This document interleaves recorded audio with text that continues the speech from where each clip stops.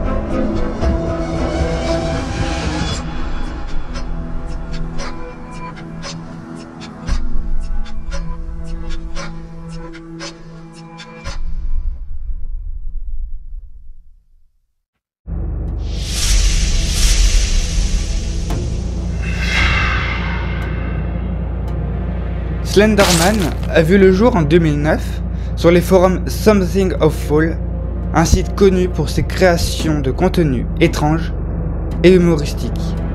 C'est Erik Knudsen, connu sous le pseudonyme de Victor Surge, qui est à l'origine de ce personnage. Il a créé Slenderman, un concours de Photoshop, en manipulant des photos pour y ajouter une figure grande, mince et sans visage, avec des tentacules sinistres.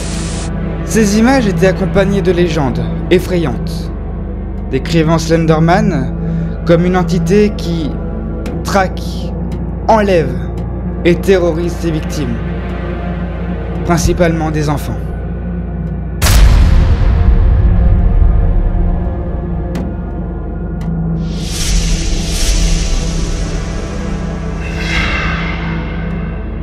Le mythe s'est rapidement développé, avec des récits et des vidéos créés par des fans, chacun ajoutant sa propre touche à la légende.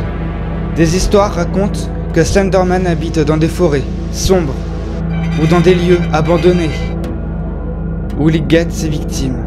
Il est souvent décrit comme capable d'influencer l'esprit, provoquant paranoïa, hallucination et parfois même la folie.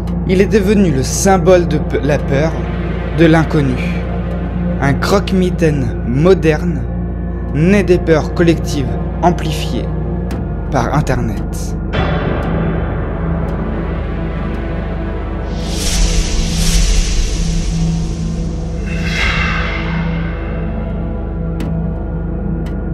Le succès de Slenderman n'a pas tardé à franchir les frontières des forums Internet, pour s'imposer dans la culture populaire. L'un des premiers projets a véritablement popularisé le mythe et la web-série Mabel Hornet, qui a capté l'attention de milliers de spectateurs avec ses vidéos en fun footage. Un style rappelant des films comme le projet Blair Witch.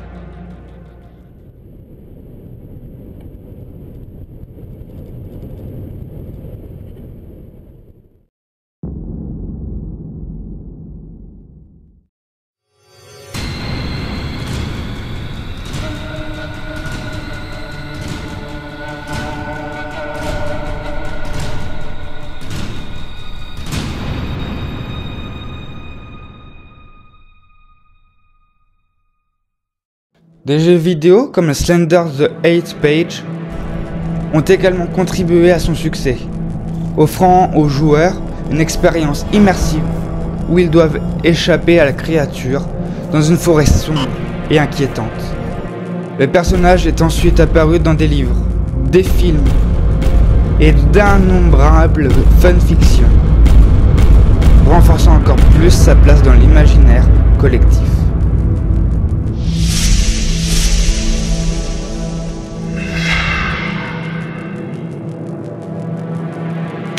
En 2014, l'ombre de Slenderman a franchi une ligne tragique lorsque deux jeunes filles de 12 ans ont tenté de tuer une de leurs amies, prétendant vouloir ainsi prouver leur loyauté à Slenderman. Cet événement a choqué le monde entier et a déclenché une vaste discussion sur l'influence des mythes en ligne sur les jeunes esprits impressionnables. L'affaire a mis en lumière les dangers des histoires en ligne devenant trop réelles et a rappelé que, bien que Slenderman soit une fiction, son impact peut être tragiquement tangible.